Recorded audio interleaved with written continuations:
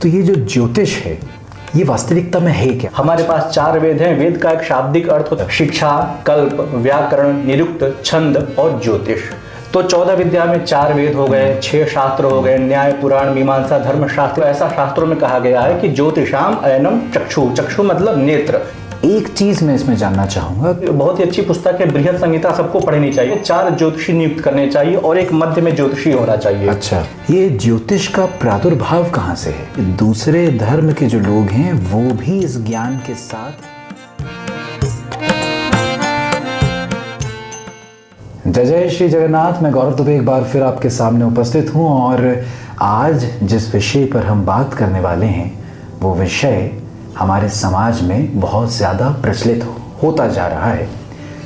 आम जनमानस के मन में उस विषय को लेकर बहुत सारे प्रश्न भी हैं और उस विषय के संबंध में बहुत ज़्यादा जागरूकता समय के साथ बढ़ती जा रही है, लेकिन कहीं ना कहीं कुछ भ्रांतियां भी हैं।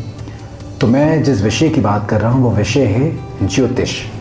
और मेरे साथ इस वक्त बड़े ही अच्छे स्वभाव के धनी, एक बड़े ही अच्छे ज्योतिष शास्त्री डॉक्टर गणेश त्रिपाठी जी इस वक्त मेरे साथ उपस्थित हैं। और गणेश जी, सबसे पहले तो आपका हमारे इस पॉडकास्ट में, इस इंटरव्यू में बहुत बहुत स्वागत है। आपका भी बहुत बहुत धन्यवाद गौरव जी, आपने भी समय दिया, मैं भी बहुत अच्छा लगा जी। इंटरव्यू की शुरुआत हम यहाँ से करते हैं कि आप एक मतलब अगर कहा जाए कि इस फील्ड में सिर्फ आप ज्योतिष शास्त्री नहीं हैं, आप असिस्टेंट प्रोफेसर भी हैं, आप पढ़ाते भी हैं और ज्योतिष ही पढ़ाते हैं और यही कहीं ना कहीं आप, ये आपका प्रोफेशन भी है। तो ये जो ज्योतिष है ये वास्तविकता में है क्या? आप किस तरह से इसको परिभाषित करेंगे? इसके प्रति अगर आप इसको शब्दों में बांधकर बताना चाहें तो क्या बताएंगे? देखिए, बहुत ही अच्छा आपने प्रश्न किया। जब भी सृष्टि का जब उत्पत्ति हुई, सृष्टि की जब उत्पत्ति हुई तो उसी के साथ साथ सृष्टि के ज्ञान को खोजने के लिए भी आविष्कृत हुए जो भी ऋषि महर्षि अपने थे, तो उन्होंने इस विषय को सोचा कि आखिर में सृष्टि की उत्पत्ति हुई क्यों, इसका कारण क्या रहा होगा, इसके पीछे का वास्तविक तर्क क्या रहा होगा। तो जब वो इस ज्ञान की खोज में गए तो सबसे पहले उन्होंने देखा रात्रिकालीन आकाश में स्थित ग्रह एवं नक्षत्र पुंजों को जो टिमटिमा रहे थे। तो स्वभाववश उनका आकर्षण ग्रह नक्षत्रों की ओर गया कि आखिर में ये पुंज हैं क्या और ये रात्रि काल में दिखाई देते हैं और सुबह होते ही छिप क्यों जाते हैं, तो इनका क्या कारण रहा है। तो मानव का वास्तविक में एक स्वभाव जिज्ञासावश रहा है, तो फिर वो ज्ञान की ओर उद्भूत हुआ। उसको ज्ञान लेने के लिए एक अंदर से उत्कंठा जागृत हुई। तो इसी क्रम में जो हमारे ऋषि महर्षि हुए हैं, तो ऋषि महर्षियों ने उस ज्ञान राशि को खोजा जिसे हम आज के समय में कहते हैं वेद। हमारे पास 4 वेद हैं। वेद का एक शाब्दिक अर्थ होता है, विद शब्द का बहुत सारा अर्थ होता है, ज्ञान होता है, लाभ होता है, सत्ता होता है, जो धातु के अनेक अर्थ बताए गए हैं। तो ज्ञान राशि से युक्त जो हमारा कोश है वो कहलाता है आपका वेद।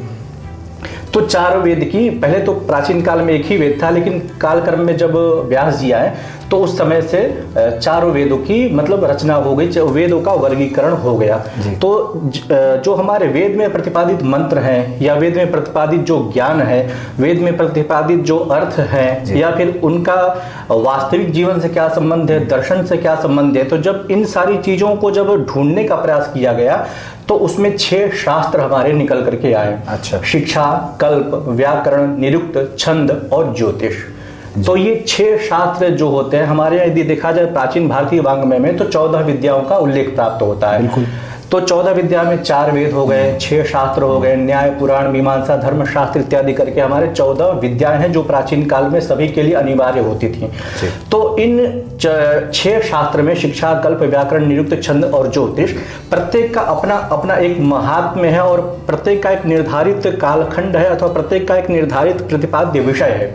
जैसे व्याकरण शास्त्र जो पाणिनि व्याकरण है, तो पाणिनि व्याकरण शास्त्र का मतलब ये होता है कि शब्द के साधु और असाधु का ज्ञान हम कर सकें। जी।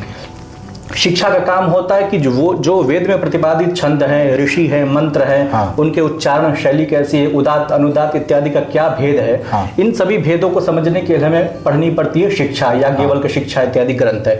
तो ठीक वैसे जो हमारे इनको हम षडंग कहते हैं। अच्छा। 6 अंग, जैसे वेद पुरुष का कल्पना किया गया कि जो हमारे साक्षात नारायण है वो एक वेद पुरुष है और उनके 6 अंग, जैसे हमारे शरीर में नेत्र है, नासिका है, कर्ण है, मुख है, तो ठीक वैसे ही वेद पुरुष एक रूप हुए, उनके 6 अंग विभाजित कर दिए गए, शिक्षा, कल्प, व्याकरण, निरुक्त, छंद और ज्योतिष, जिसमें व्याकरण को मुख कहा गया, फिर नासिका शिक्षा को, जी। कल्प, हस्त इत्यादि कहे गए जो है। हाँ। तो उसी में आता है ज्योतिष शास्त्र, जिसको वेद पुरुष का नेत्र समझा गया है। अच्छा। हाँ, ज्योतिषाम अयनम चक्षु, ऐसा शास्त्रों में कहा गया है कि ज्योतिषाम अयनम चक्षु, चक्षु मतलब नेत्र, तो वो वेद पुरुष का क्या है, नेत्र। तो जो हमारा ज्योतिष शास्त्र है, तो जिस प्रकार से मनुष्य बिना नेत्रों के कुछ देख नहीं पाता है, बिना कान के कुछ सुन नहीं पाता है, या बिना मुख के कुछ बोल नहीं पाता, जैसे उसके पास मुख नहीं रहेगा तो बोलने की शक्ति नहीं रहेगी, तो इसका मतलब व्याकरण बिना वो हो जाएगा।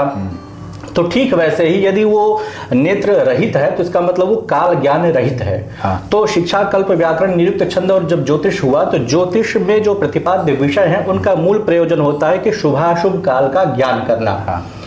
आपका काल कैसा है, शुभ काल है अथवा अशुभ काल है, इसका निर्धारण जो है ज्योतिष शास्त्र प्रतिपादित करता है। इसीलिए ज्योतिष शास्त्र को वेदांगत तो कहा गया है। और आचार्य भास्कर ने कहा है कि वेदास तावद यज्ञ कर्म प्रवृत्ताः यज्ञाः प्रोक्ताः ते तु कालाश्रयेण शास्त्रादस्मात् काल बोधो यतः स्यात् वेदांगत्वं ज्योतिषस्य युक्तमस्मात्। तो जो हमारे चारों वेद है, वेद का मुख्य प्रयोजन क्या है जी। यज्ञ करना, यज्ञ का संपादन करना। तो यज्ञ कब करना है कौन बताएगा? आपको राजसूय यज्ञ करना है, अश्वमेध यज्ञ करना है, प्रातः सवन यज्ञ करना है, संध्या करना है, कौन बताएगा कि प्रातः काल हो गया, संध्या का समय हो गया? ज्योतिष शास्त्र वो बताएगा। हाँ। तो काल का विधान करने वाला जो मुख्य शास्त्र होता है वो हमारा होता है ज्योतिष शास्त्र। ज्योतिष शास्त्र यदि नहीं हो तो आप यह नहीं बता सकते कि अभी वर्षा ऋतु चल रही है, ग्रीष्म ऋतु है, शरद ऋतु कब से आएगी, आश्विन मास से क्या परिवर्तन होगा, चैत्र मास से क्या परिवर्तन होगा।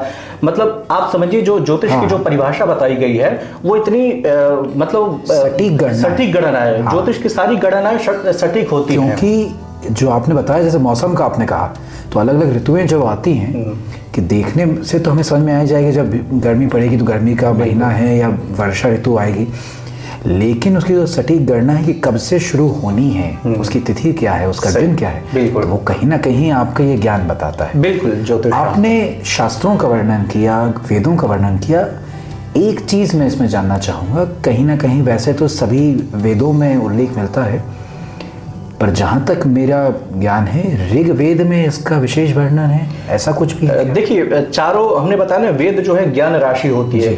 कोई सा भी ऐसा वेद नहीं है, कोई सी भी वेद की ऐसी शाखा नहीं है, कोई सा भी ऐसा पुराण नहीं है, या कोई सा भी ऐसा उपनिषद नहीं जिसमें ज्योतिष के तत्व न मिले। अच्छा। आप नारद पुराण उठा के पढ़ लीजिए, आप गरुड़ पुराण उठा के पढ़ लीजिए, श्रीमद् भागवत आप पढ़ लीजिए, मार्कंडेय पुराण पढ़ लीजिए, या आप व्याकरण शास्त्र पढ़ लीजिए, पाणिनि के व्याकरण में ज्योतिष के तत्व मिलते हैं। अभिज्ञान शाकुंतलम आप उठा करके पढ़ लीजिए, कालिदास का।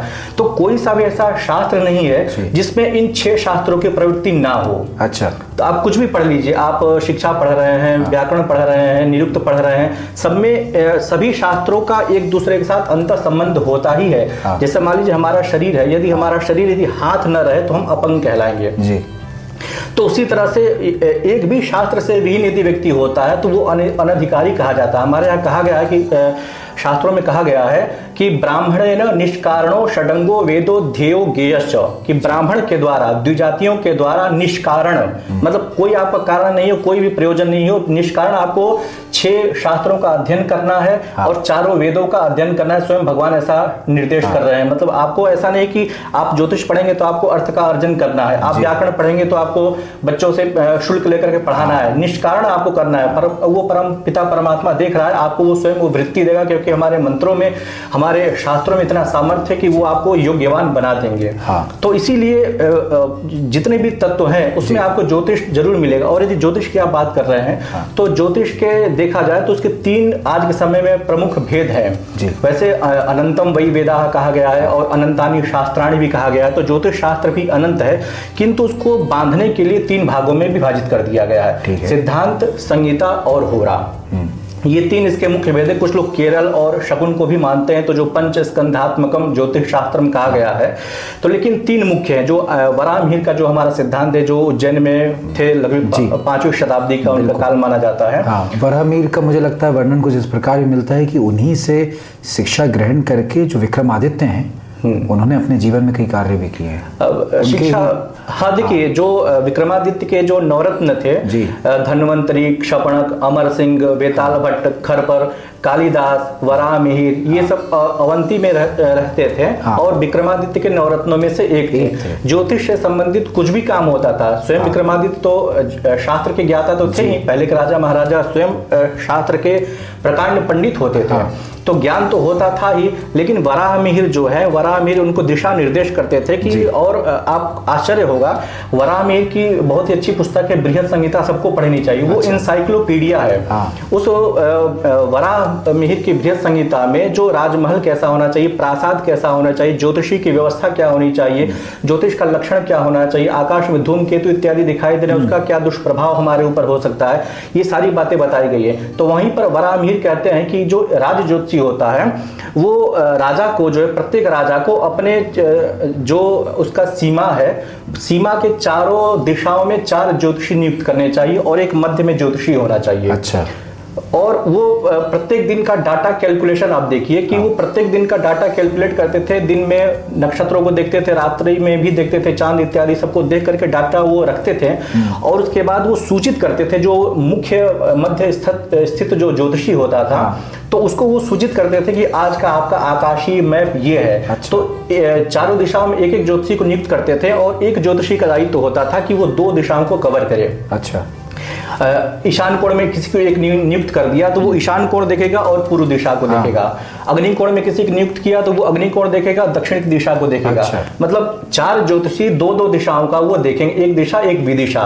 तो उसको वो देख करके जो भी उनका ज्ञान, मतलब जो भी उनसे डाटा प्राप्त होता था, तो वो प्रधान ज्योतिषी, जो राज ज्योतिषी जो महल में होते थे, तो उनको वो सूचित करता था। फिर उसके आधार पर गणनाएं लोग करते थे। तो वेदशाला की परंपरा अपने यहाँ बहुत अच्छी रही है। तो आचार्य वराहमिहिर स्वयं इस बात को, आप बृहद संहिता पढ़ेंगे तो उसमें कहते हैं कि राजा के द्वारा ज्योतिषी नियुक्त किया जाना चाहिए। किस लिए? अपने हित की कामना के लिए।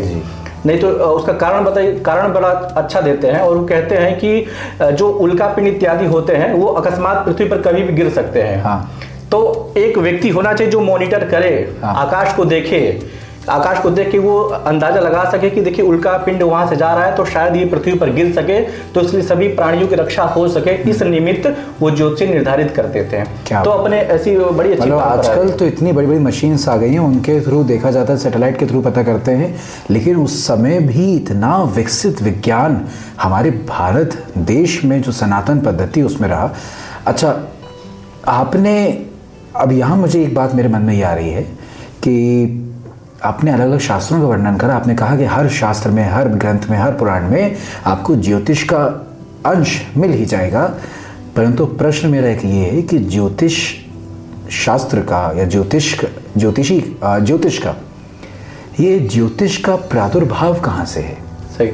तो जैसा कि हमने अभी शुरू में चर्चा की ना, तो जब प्रवृत्त हुए ज्ञान की ओर, जब उन्मुख हुए, तो आप जब पढ़ेंगे तो उसमें ब्रह्मा प्राहच नारदाय ऐसा करके एक वचन प्राप्त होता है कि ज्योतिष शास्त्र की उत्पत्ति कैसे हुई। वैसे तो भगवान भास्कर को ज्योतिष शास्त्र का मूल स्रोत कहा जाता है। ज्योतिष शास्त्र के 18 प्रवर्तक हुए हैं। अच्छा। सूर्य पितामहो व्यासो वसिष्ठोत्री पराशरा कश्यपो नारदो गर्गो मरीचिर मनुरंगिरा लोमशः पौलुषश्चैव च्यवनो यवनो भृगुः शौनकोष्टादशाश्चेते ज्योतिष शास्त्र प्रवर्तका। बहुत सुंदर। तो ये 18 अपने ऋषि रहे हैं जिन्होंने ज्योतिष शास्त्र को बढ़ाया है। वस्तुतः मूल ज्ञान तो भगवान सूर्य के पास ही है। भगवान सूर्य कह ले अथवा परमपिता ब्रह्मा कह ले, ब्रह्मा ने पहले नारद को दिया, क्योंकि ब्रह्मा जी ही जो है एक तरह से देखा जाए तो उन्हीं के हाथ में चारों वेद रखे हुए हैं। तो ब्रह्मा के पास सर्व ज्ञान राशि उन्हीं के पास है। तो उन्होंने नारद जी को ये सारी विद्याएं दी। नारद जी से उनके शिष्यों को प्राप्त हुई। फिर उसके बाद जो ये 18 प्रवर्तक बता रहे हैं कि सूर्य, जैसे दूसरे नंबर पर आते हैं पितामह। पितामह मतलब ब्रह्मा भी कह सकते हैं। सूर्य पितामहो व्यासो, व्यास भी अपने रहे, वशिष्ठ हुए, अत्रि हुए, पराशर, कश्यप, नारद, गर्ग, मरीचि, सब तो ज्योतिष शास्त्र के प्रवर्तक ही हैं। इन्होंने ज्योतिष शास्त्र को पढ़ाया। और वराहमिहिर के काल तक यदि देखा जाए ना, तो ज्योतिष शास्त्र थोड़ा सा प्रक्षिप्त रूप में था। मतलब कोई उसको कंपाइल नहीं किया हुआ था। वराहमिहिर एक ऐसे अच्छे उद्भट ज्योतिष के विद्वान हुए, दैवज्ञ हुए, जिन्होंने तत्कालीन अनेक ग्रंथों का अध्ययन किया। हाँ, और मतलब सबका मिलित करके एक सूत्र दिया।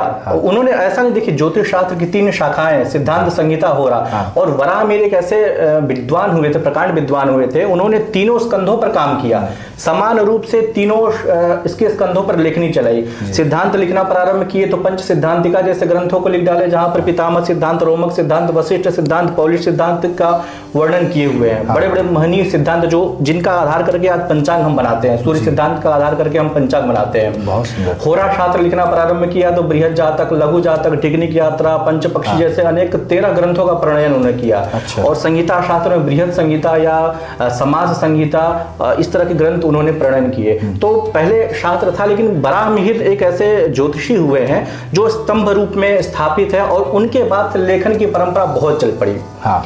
यहाँ तक कि जो म्लेच्छ है ना, मतलब जो यवन इत्यादि हैं, आचार्य वराहमिहिर ने तत्कालीन म्लेच्छों का भी वर्णन किया है। अच्छा। और वो कहते हैं कि म्लेच्छा ही यवनास्तेषु सम्यक शास्त्र मिदम स्थितम ऋषिवत ते विपूज्यन्ते किम पुनर्दैवविद द्विजः। वो कह रहे हैं अपने ग्रंथ बृहद जातक में इस बात का उल्लेख कर रहे हैं। हाँ। कि म्लेच्छा ही यवनाः, जो ज्योतिष शास्त्र के हमने जो भी 18 प्रवर्तक बताए हैं, उसमें एक प्रवर्तक आते हैं च्यवनो यवनो भृगुः। च्यवन भी हुए हैं और यवन भी हुए, यवनाचार्य, ये मतलब पाश्चात्य देश के थे।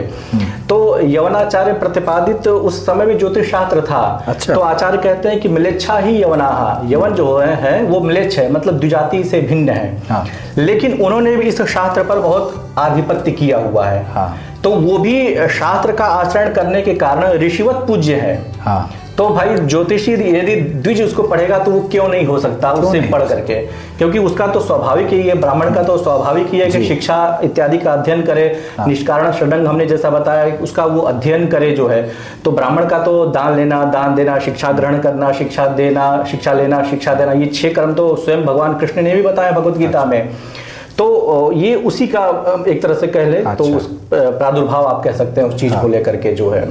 बहुत सुंदर बात। प्रभु जी, इसमें एक बात ये आती है, एक तो मैं आपकी बात से ये समझा, आप मतलब अगर उसका मूल तरह से समझा जाए तो उस समय में जो वराहमिहिर जी ने बताया कि दूसरे धर्म के जो लोग हैं वो भी इस ज्ञान के साथ बहुत हद तक मेल खाते थे और इस ज्ञान को लेकर उनकी भी बड़ी रुचि रही, उन्होंने भी बहुत कार्य किया है।